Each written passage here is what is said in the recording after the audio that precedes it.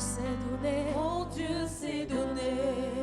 Je ne peux imaginer combien ça coûterait.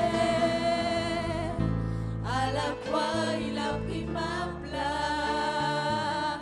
Mon Dieu s'est donné. il a pris ma place. Il a pris ma place. Il a pris ma place. Oh, Jésus a pris ma place. Il a pris ma place. Oh oui. Il a pris.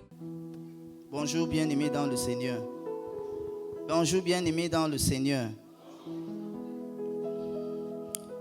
Esprit de Dieu, nous te voulons. Esprit de Dieu, nous te voulons. Nous te voulons. Nous te voulons.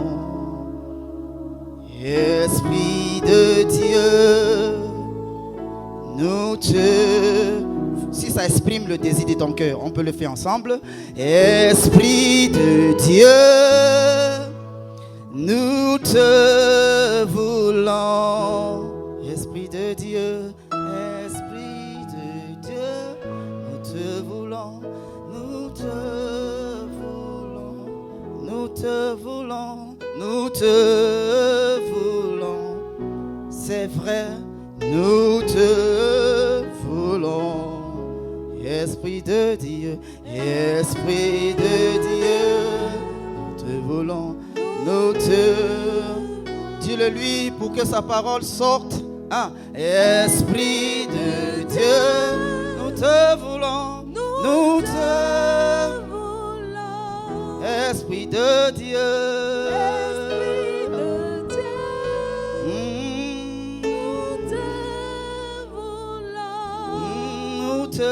Nous te voulons, nous te voulons, Esprit de Dieu, nous te voulons. Seigneur, nous te voulons, toi le Dieu de ma grâce, nous voulons écouter de toi ce jour. Dispose mon cœur, afin que ta parole sorte avec la puissance nécessaire, avec la sagesse nécessaire, avec l'autorité nécessaire.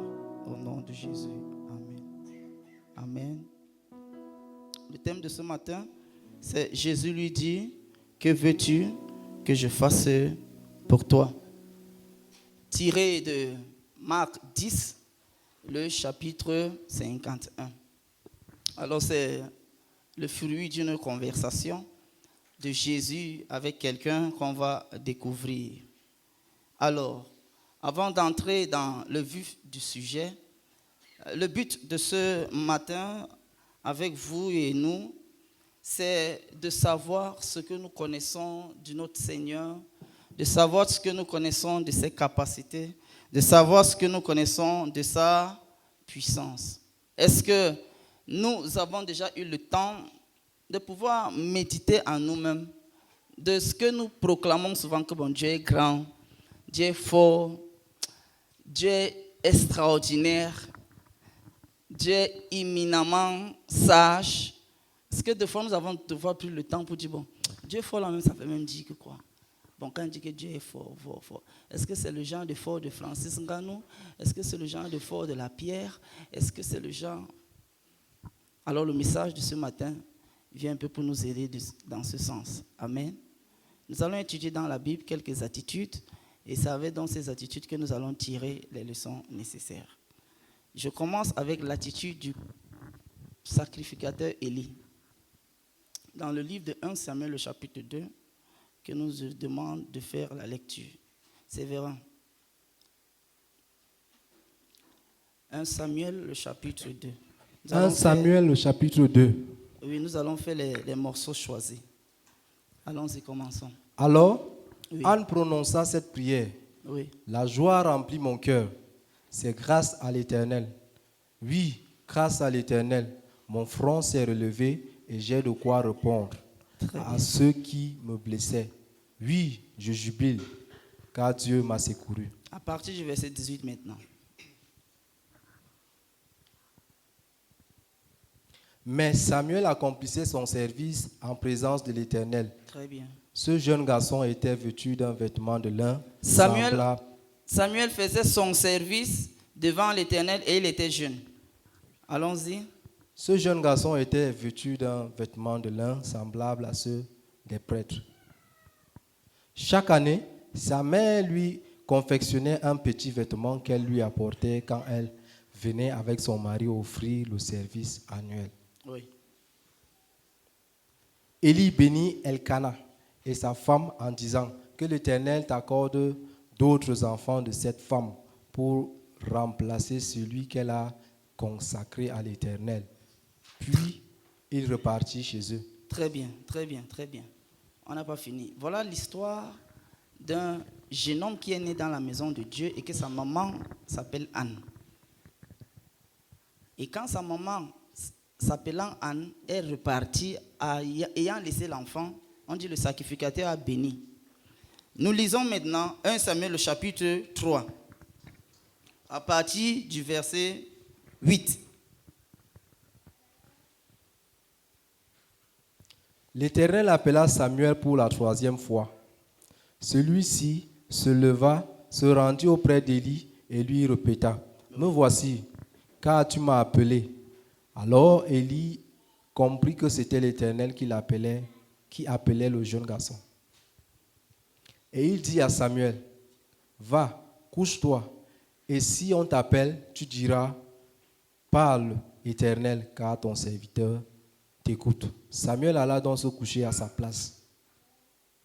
L'Éternel vint se placer près de lui et il l'appela comme les autres fois. « Samuel, Samuel !» Celui-ci répondit, « Parle, car ton serviteur t'écoute. » Alors l'Éternel dit à Samuel, « Voici, je vais faire quelque chose en Israël qui abasourdira tous ceux qui l'apprendront. J'accomplirai à l'égard d'Élie toutes les menaces que j'ai prononcées contre sa famille, du début à la fin. Je l'ai averti que j'exerce mon jugement sur sa famille pour toujours parce qu'il a su la faute de ses fils qui se rendent méprisables et il ne les a pas châtiés. C'est pourquoi je déclare solennellement à la famille d'Élie qu'aucun sacrifice, qu'aucune offrande n'expiera jamais leur faute. » Merci beaucoup. Merci. Alors, avant d'entrer dans le vif du sujet, j'ai voulu le chapitre 20, le verset 22 à 25 de 1 Samuel 2. 1 Samuel 2, 22. Élie était très âgé. Il attendait dire comment ses enfants agissaient envers les Israélites. Et même qu'il couchait avec les femmes qui se rassemblaient à l'entrée de la tente de la rencontre. Il leur dit, « Pourquoi agissez-vous ainsi? J'apprends de tout le peuple votre mauvaise conduite. Cessez donc, mes fils, car ce que j'entends raconter n'est pas beau. Vous vous détournez de la bonne voie, vous détournez de la bonne voie le peuple de l'Éternel. » Amen. Voilà. Nous avons Élie, nous avons Anne et son mari qu'on ne mentionne pas le nom parce que ce n'est pas important.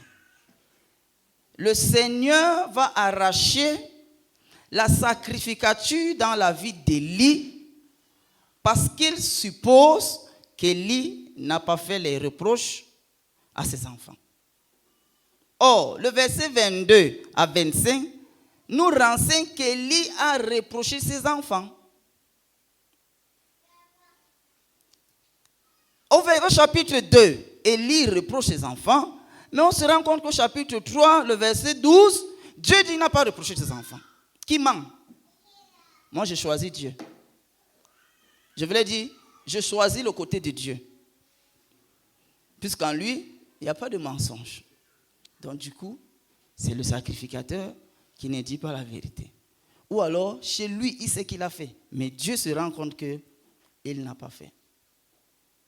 Et avant que Dieu donne la parole à qui? À Samuel, le jeune Samuel, il a longuement parlé à Élie. Il a même envoyé un prophète pour parler à Élie.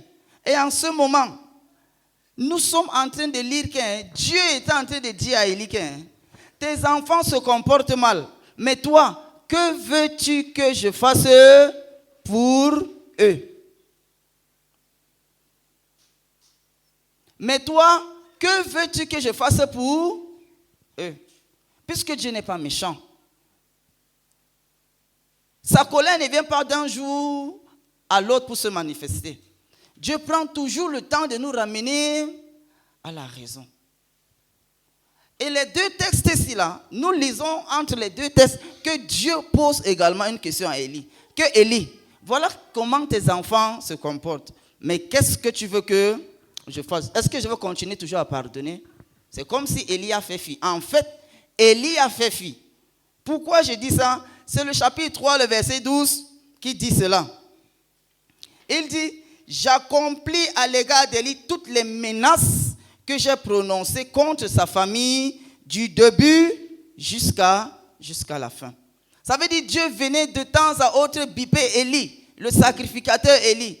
Que ce que tu es en train de faire là, la manière que tu es en train de laisser tes enfants faire le service de Dieu là, je n'aime pas ça.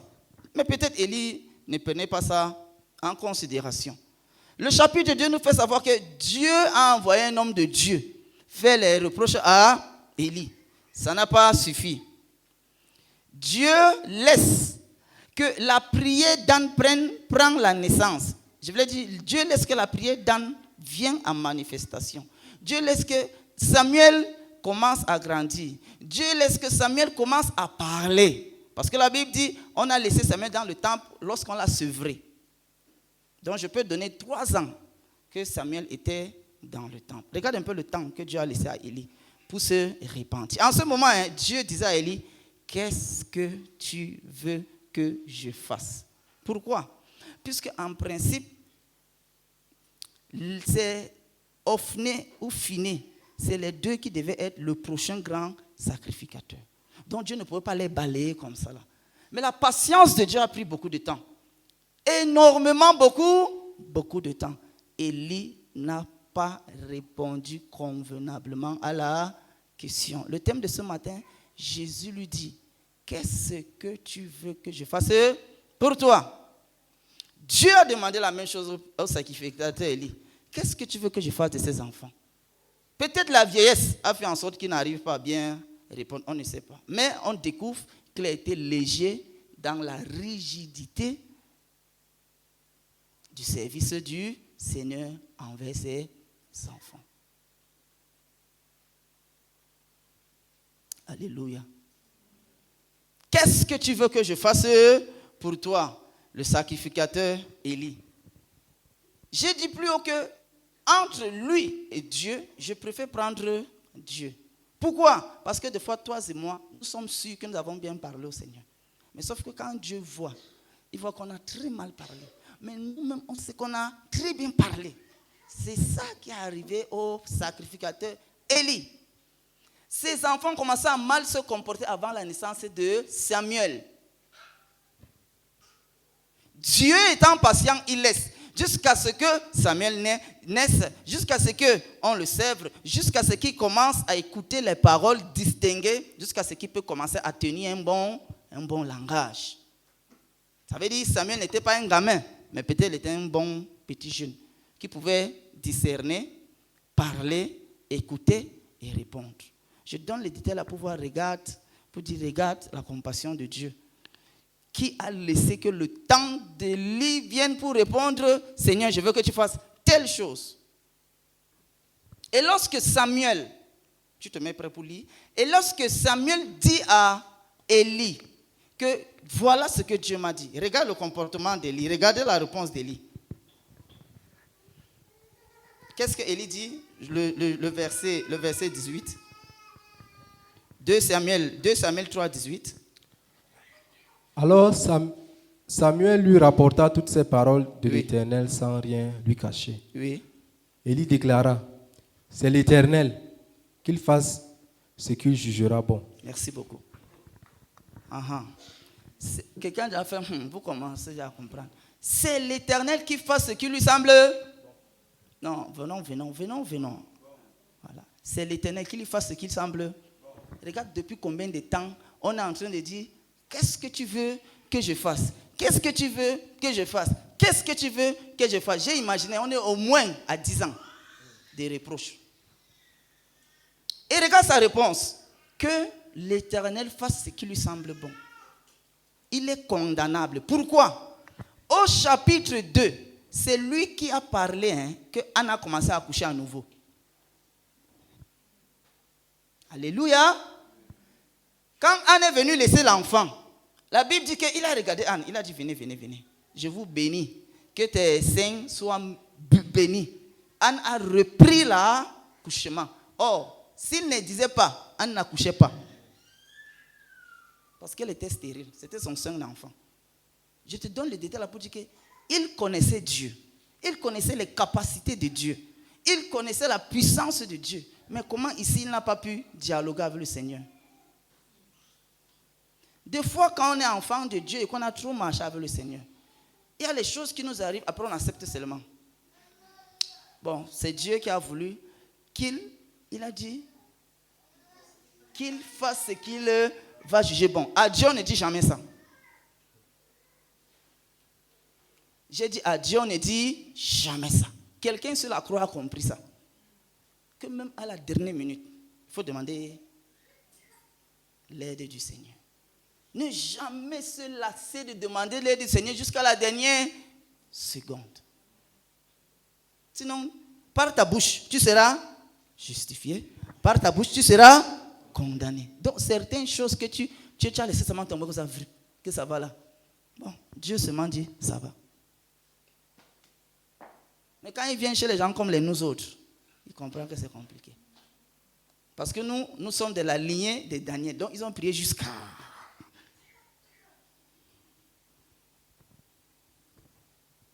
Qu'est-ce que tu veux que je fasse pour toi? Je prie que quand je parle comme ça, là, Dieu ouvre ce qui est compliqué là. Amen. Pour que tu réalises qu'il y a les vertus de Dieu que quand tu fais appel à ça, ça vient. Tu ne fais pas appel, ça ne vient pas. Regarde, le sacrificateur Élie a fait appel à la vertu reproductrice du Seigneur dans un ventre sec. Anne, elle a repris à accoucher. Est-ce qu'on ne pouvait aussi pas faire aussi appel à la vertu de la compassion, de la miséricorde, pour dire que Seigneur, depuis beaucoup de 10 ans, pardonne-moi. Dieu allait changer.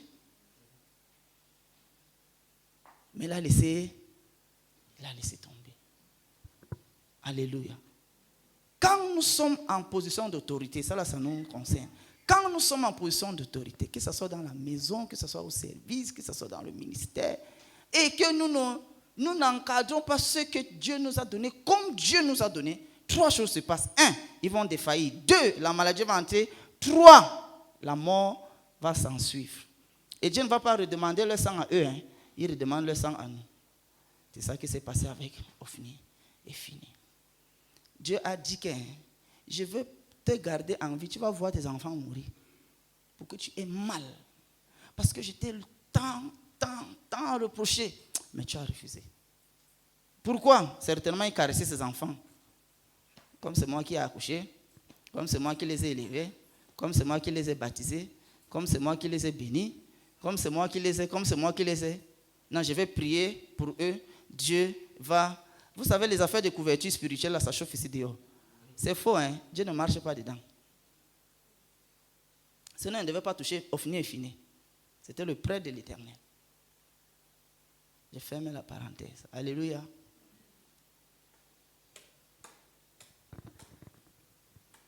Le sacrificateur, il n'a pas réussi à retenir ses enfants.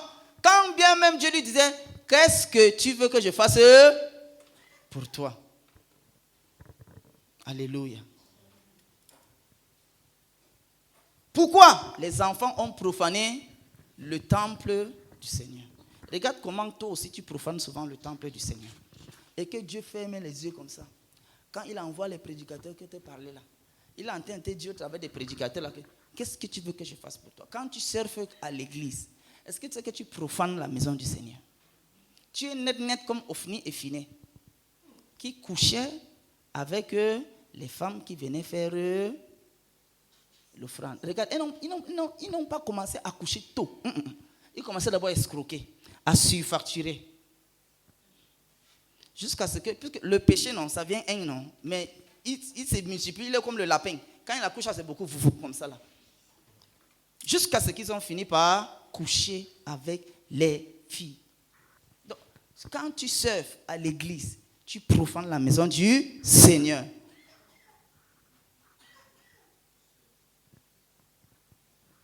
Quand tu tchatches au culte, tu profanes la maison du Seigneur. Quand tu donnes les billets déchirés vieux, tu profanes la maison du Seigneur. Si tu donnes les pièces d'argent qui n'ont pas les numéros aux enfants de l'école de dimanche, tu profanes la maison du Seigneur.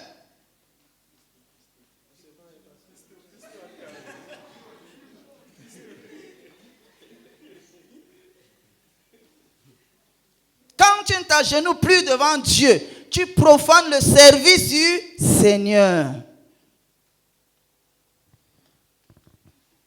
Alléluia.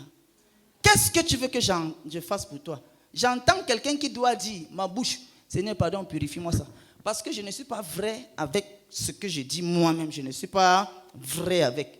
Je dis une chose, je reviens la contredire. Après, je reviens dire la même chose. Seigneur, délivre ma bouche.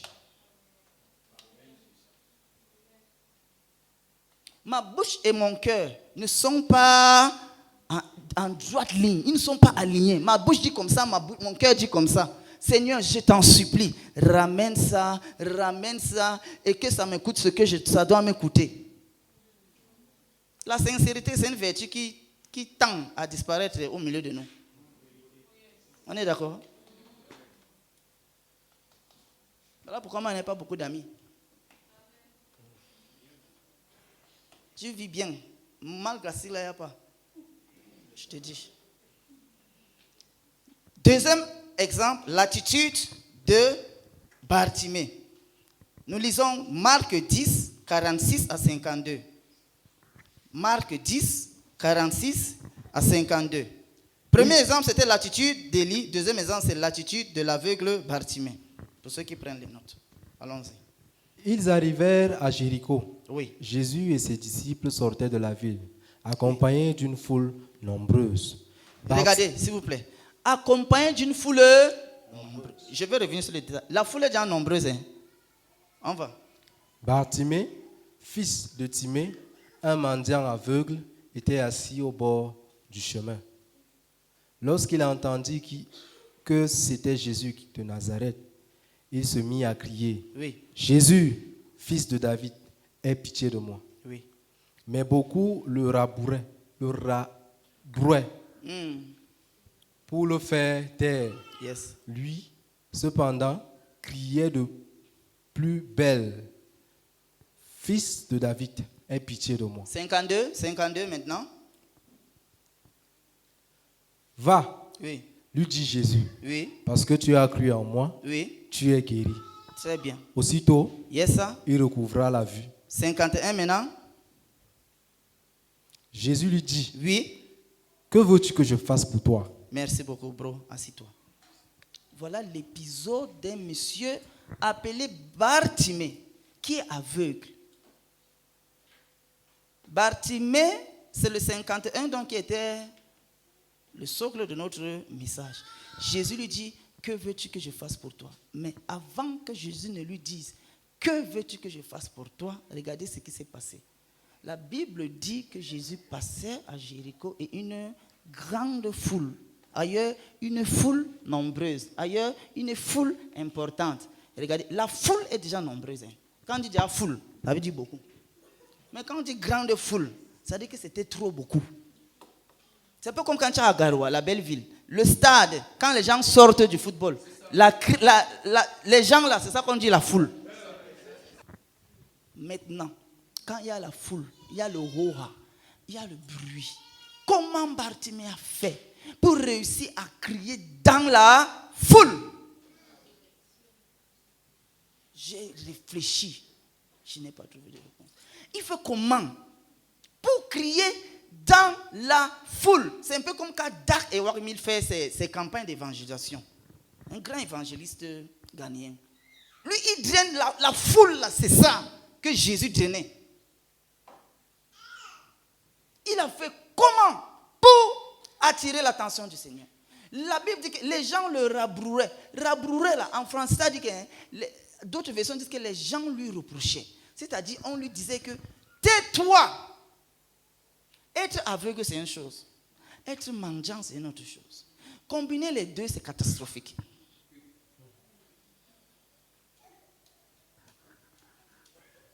Regardez, s'il demandait l'argent, Dieu allait lui donner l'argent. Entre aveugle riche et bien-voyant pauvre, on ne va pas répondre à ça. Mais s'il demandait l'argent, Dieu allait lui donner l'argent.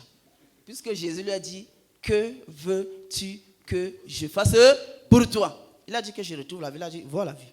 Si Dieu veut l'argent, il donnait l'argent. Donc Dieu n'a pas de problème avec l'argent. Certains parmi nous, là, on a dit, mais si tu es riche, les gens peuvent te conduire. Ça fait quoi? Ça ne fait rien. Donc quand Dieu te demande là, tu mets ce que tu veux, Dieu te donne. Ce n'est pas ce que Dieu veut, c'est ce que toi tu veux. Mais il ne va pas seulement te donner ce qui va te détruire. Sauf que nous avons déjà construit que, oh Seigneur, tu sais déjà ce qui est bien pour toi. On ne parle pas comme ça à Dieu.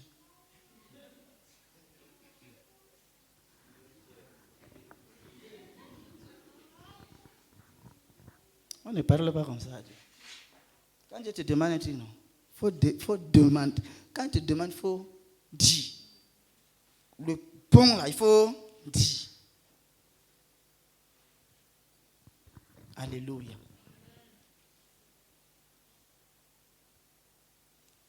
Regarde la leçon que j'ai tirée. En réponse à la question, voilà la leçon. En réponse à la question, que veux-tu que je fasse pour toi? Sa réponse démontre la force et la compréhension de notre Dieu au cœur des problèmes qui nous entravent. Laisse d'abord comme ça, s'il te plaît. En réponse à cette question, de que veux-tu que je fasse pour toi? La réponse à cette question démontre la révélation et la puissance de Dieu pour nous, au beau milieu de nos peines, de nos troubles et de nos fracas. Je redis seulement ce que j'ai redit là-bas.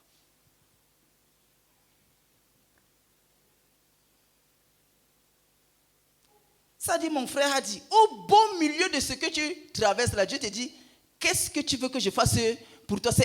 Ça dit, la réponse là, ça prend en compte ce que tu traverses, et ce que tu connais de ce que Dieu peut te faire pour toi.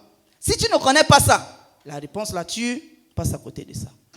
J'ai dit, au beau milieu des combats, au beau milieu des difficultés, des obstacles, des troubles, sa réponse démontre la force et la compréhension de notre Seigneur.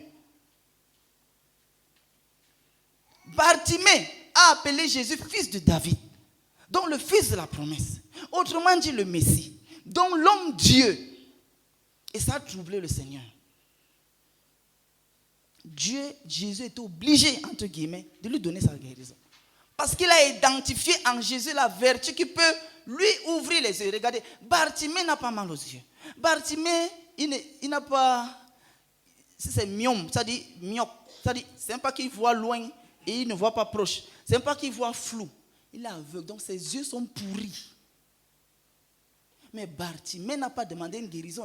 Quand tu lis là, il a réclamé un miracle de guérison. Qui est différent d'une simple guérison. Donc il croit que même comme mes yeux sont pourris là, je peux voir. Voilà pourquoi il dit que je recouvre la vue. Mon Dieu. Est-ce que je connais ce Dieu-là comme ça? Pour que devant les situations, je fasse appel à lui. En connaissant ces choses, ça vient. Si tu ne connais pas, ça ne vient pas. Voilà pourquoi j'ai parlé à mon frère là-bas, de la part du Seigneur. Que c'est au beau milieu de ces situations-là que la réponse à cette question prend tout son sens. Si c'est difficile, Est-ce que nous sommes prêts tous à presser les vertus que nous connaissons du Seigneur? Si nous n'appuyons pas sur ces vertus-là, les choses ne viennent pas vers nous. Et Dieu reste Dieu. Il n'y a pas de problème avec. Jusqu'à ce que tu détectes la vertu-là, tu appuies sur le bouton-là, ça vient. Tu n'appuies pas, ça ne vient pas. Dieu a amour pour tout le monde. Qu'est-ce que tu veux que je fasse pour toi? Bartimée a cru que même les yeux pourris, Dieu peut travailler ça, il change ça directement. Ça commence à voir clair. Dieu a dit que prends. L'attitude de Jairus. Jairus, Marc 5, 21 à 24, après verset 35, après 40 à 41. Marc 5, 21, 24, après 35, après 40, 41. On y va. Jésus regagna en bateau l'autre rive du lac. Là, une foule immense s'assembla autour de lui sur le rivage. Survint alors l'un des responsables de la synagogue, nommé Jairus. En voyant Jésus, il se jeta à ses pieds et le supplia instamment. Ma petite fille va mourir. Viens lui imposer les mains pour qu'elle guérisse et qu'elle vive. Alors Jésus partit avec lui, suivi d'une foule nombreuse qui le serrait de tous côtés. 35. Pendant qu'il parlait encore, quelques personnes arrivèrent de chez le chef de la synagogue pour lui dire: ta fille est morte. À quoi bon importuner encore le maître? 40, 41. Mais on se moqua de lui. Alors il fit sortir tout le monde, Comme d'habitude. prit avec lui le père et la mère de l'enfant, ainsi que les disciples qui l'accompagnaient. Et il entra dans la pièce où l'enfant était couché. C'est bon? Il lui prit la main en disant: Oui. Talita koum, Oui. ce qui signifie jeune fille, lève-toi. Tiens. Je te l'ordonne. Merci beaucoup. Merci, bro. Tu peux t'asseoir. Merci, Ango. Regardez, la scène se passe au bord de l'eau. La scène que nous venons de lire se passe au bord de l'eau.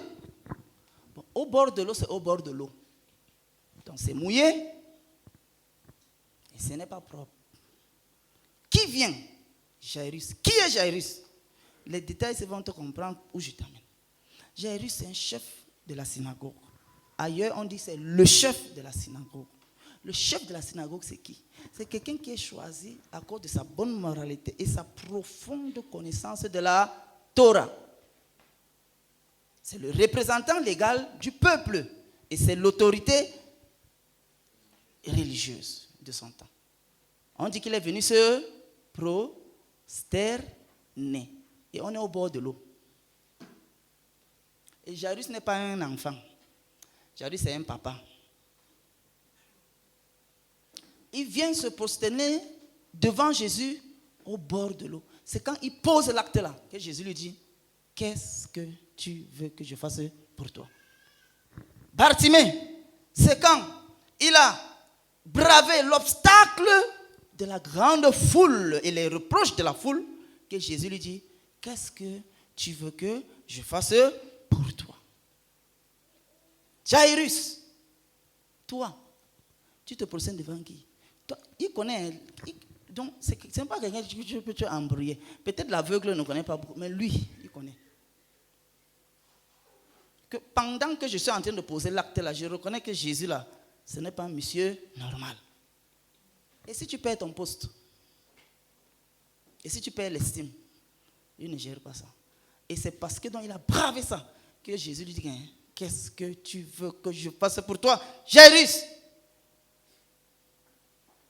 Et regardez, je vous ai dit que dans cette question, c'est ce que tu connais de la force de Dieu, de la révélation de Dieu, de sa puissance qui te donne ça. Jairus a dit: viens poser la main sur mon enfant. Autrement dit, viens ressusciter mon enfant. Donc Jairus connaît qu'en Jésus, il y a la résurrection. Dans la situation là, tu connais quoi de Jésus? Si tu ne connais pas la bonne chose de Jésus là, tu n'auras pas ça. Il peut dire que bon Seigneur, il fait que ma femme accouche. Jésus elle a dit, toi, Madame Jairus, prochaine saison, l'enfant vient. Jairus a dit que c'est trop long. Donne-moi mon enfant. Jésus regarde Jairus. Il voit le bord de l'eau, un peu de saleté, un peu de poussière. Jairus prosterné. Il dit allons-y. Ça a duré, non? Parce qu'il y avait une femme aussi qui est venue un peu pour brouiller la piste. Elle est venue prendre sa guérison. Les gens ont commencé à parler jusqu'à ce que l'enfant mourante est morte, finalement. Puisqu'elle était atrocement malade. Mais comme il avait déjà démontré à Jésus qu'il connaît ta capacité pour donner la guérison, même à une âme mourante, il voulait. Jésus a dit, calme, laisse. Allons-y seulement, allons-y. Qu'est-ce que tu veux que je fasse pour toi? Regardez l'obstacle, le bord de l'eau. Regardez l'obstacle, sa connaissance. Regardez l'obstacle, son autorité. Regardez l'obstacle, qui il est. Regardez l'obstacle, le chef de la synagogue. Mais il fallait braver ça. Et c'est quand il brave tout ça que Jésus lui dit, qu'est-ce que tu veux que je fasse pour toi? Je ne sais pas la parole qui est en train de venir maintenant dans ton cœur. Mais je suis en train de te dire de la part de Dieu que tu dois savoir cette chose qui est en Dieu, qui peut te donner solution. Si tu ne trouves pas cette chose, la solution ne change pas.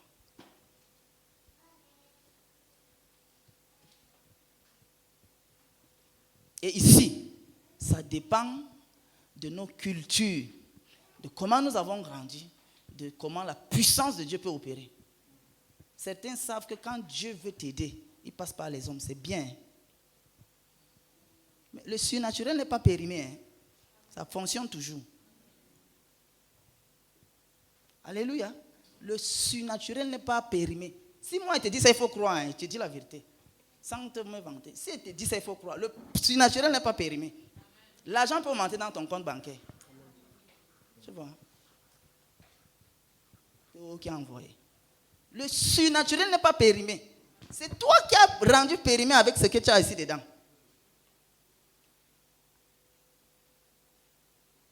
Dieu peut augmenter ton salaire. Ça te fait mal. Mais si tu dis que Dieu peut te rendre intelligent, tu vas bien dire amen vite. Mais pour l'argent, tu ne crois pas. Parce que tu as conçu que l'argent, il faut travailler. Laisse ça. Le surnaturel existe. Quand on prie, on enlève les miomes là. Tu ne dis pas que les miomes là, c'est parti où? Tu dois aussi refuser. Et pour l'argent, tu ne crois pas. Tu crois que Dieu peut rendre intelligent? Un gars de Rumde, il commence à voyager dans les avions. Tu crois? Oui. Mais tu ne crois pas que Dieu peut augmenter ton compte bancaire? Ça ne va pas s'augmenter. Il y a déjà résistance. Qu'est-ce que tu veux que je fasse pour toi? Non, Seigneur, comme tu vois là, fais telle chose. Dieu dit, prends. Dieu fouille. Quand il vient sur nous, avec mon frère, tonton Samson, tu veux quoi? Fais qu'un. Le riz, là, on n'a jamais travaillé ça, non. Moi, je vais travailler ça. Le riz qu'on ne peut pas bien industrialiser, moi, je fais ça. Pauvre gars de l'Alba, ça fait. Alléluia. Amen. Ah. Je vais tout faire pour arracher ton amen. Parce que c'est ce que Dieu veut. Il veut l'amour, il veut donner. Les choses que nous avons cadrées, que Dieu ne peut pas nous donner là, je te dis que ça ne vient pas. Et je suis en train de te dire, avec toute l'autorité qui sied de la part du Seigneur, que le surnaturel n'est pas périmé. Ne limite pas l'action surnaturelle de Dieu pour toi.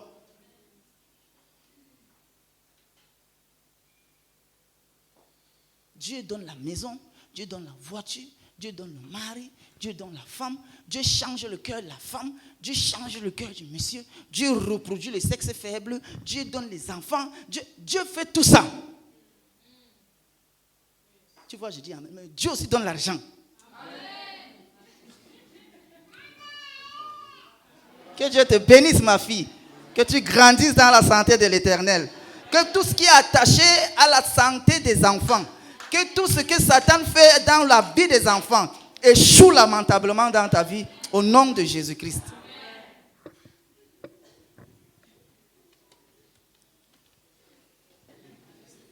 Donc tu entres dans le bureau le plus grand de cette ville. Tu entres, il se lève, il t'accueille, il te fait asseoir et quand vous finissez, il ressort. Moi comme ça.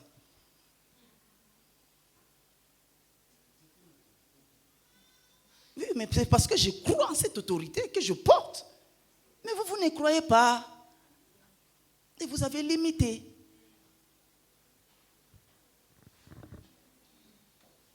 Le surnaturel n'est pas périmé.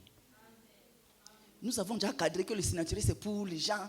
Tu sais que quand on a fait l'école là, on ne comprend pas les trucs, on insulte, non. Je donne le témoignage, j'étais à Garo. J'ai partagé avec mon père. Dieu m'a délivré. Jusqu'à j'ai demandé à Dieu pardon. Pour ce que plusieurs fois j'ai fustigé les gens comme les Tibi Joshua. Ils font les trucs un genre avec les gens qui sont possédés. Je vous dis, Dieu m'a délivré de là-bas. Je commence à prier pour une fille. 1 minute après avoir conduit la déclaration, bang, elle tombe, le serpent. J'ai prié pour les gens, hein, mais le jour là, c'était ma première fois de vivre ça. J'entends Dieu dire, dis-lui de faire ça. Elle fait. J'ai dit que merde. Sur place, j'ai dit, Seigneur, pardonne-moi pour toutes les fois où j'ai mal parlé. Des gens qui font les délivrances et que je ne comprenais pas. Je vous dis la vérité. J'ai largement partagé avec lui. Dieu me dit, dis-lui de faire ça. Elle fait. Dis, ouvre les yeux. Je n'ouvre pas. Ouvre. Ça dit, oh Jésus de Nazareth. J'ai regardé comme ça. J'ai dit, donc on peut aussi faire comme ça. Moi, ce que j'ai pris, ça passe. Mais le jour là, je causais avec les gens là comme ça là. Toi là, tu es trop puissant. Oh, il a fait comment pour nous connaître? Puisque pendant que je prie, Dieu me dit, j'identifie le nom du démon qui est là-bas. Non? Je te dis, moi, je n'ai jamais fait les gens là. Mais le jour là, ça m'a fait ma délivrance. J'ai dit, Seigneur. Peut-être il voulait même me donner le cadeau là depuis. Mais comme ici là, c'était dur. Ça n'est pas venu. Mais certainement, il a vu que dans le cœur, je mal parlais, mais mon cœur était encore... C'était bon, c'était ouvert. Voilà pourquoi c'est venu. Donc, quand je parle de l'argent, ton cœur n'est pas ouvert, ça ne va pas venir. Qu'est-ce que tu veux que je fasse pour toi? C'est quoi? Ramène la leçon. Parce que c'est la leçon que tu dois toujours connaître. Le genre de réponse ici, sa réponse démontre la force et la compréhension de notre Dieu. Ce n'est pas suffisant. Hein? Où? Au bon milieu des difficultés, en plein cœur des impossibilités. C'est là-dedans que le genre de réponse là prend toute sa place. Alléluia. Esprit de Dieu, nous te voulons. Esprit de Dieu, nous te voulons. Nous te voulons. Nous te voulons. Esprit de Dieu, nous te voulons. Esprit de Dieu, Esprit de Dieu, nous te voulons. Esprit de Dieu, Esprit de Dieu, nous te voulons. Nous te voulons. Yahweh, nous te voulons. Esprit de Dieu, Esprit de Dieu, nous te voulons, nous te... Dis-le lui encore. Esprit de Dieu, Esprit de Dieu, nous te voulons. Esprit de Dieu, Esprit de Dieu, nous te voulons, nous te voulons, nous te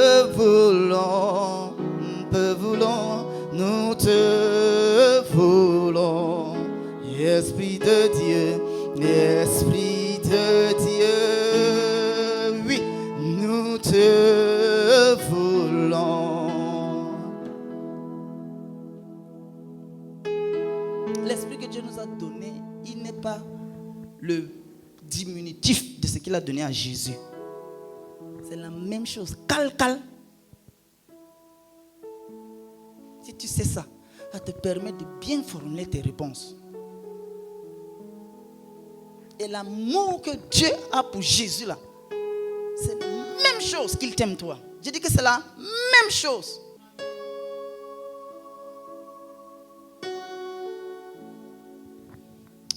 Alléluia. Nous allons finir avec l'attitude des aveugles de Jéricho. Jean 20, 29 à 34. L'attitude, je voulais dire, excusez, c'est Matthieu 20, 29 à 34. L'attitude des aveugles de Jéricho. L'attitude des aveugles de Jéricho. Matthieu 20, 29, 34. En go.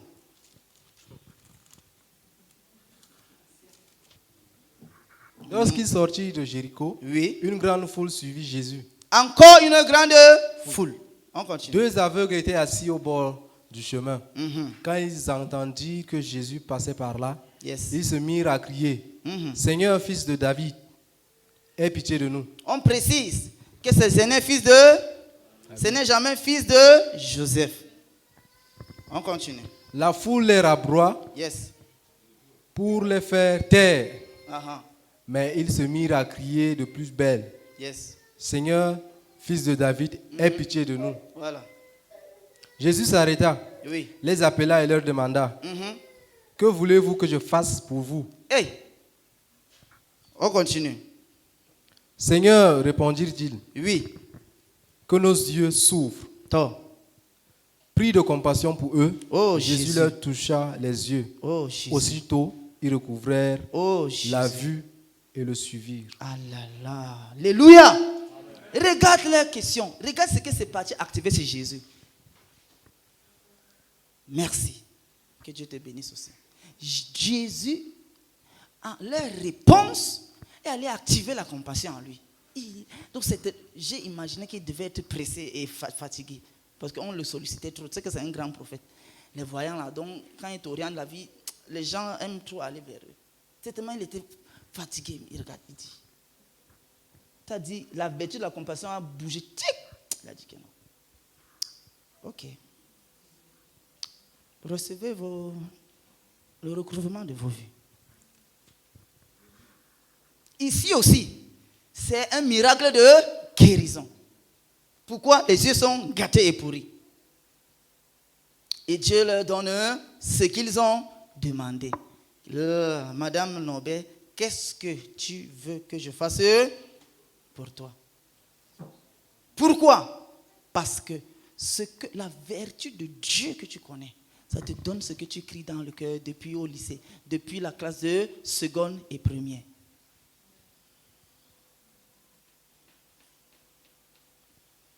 Alléluia.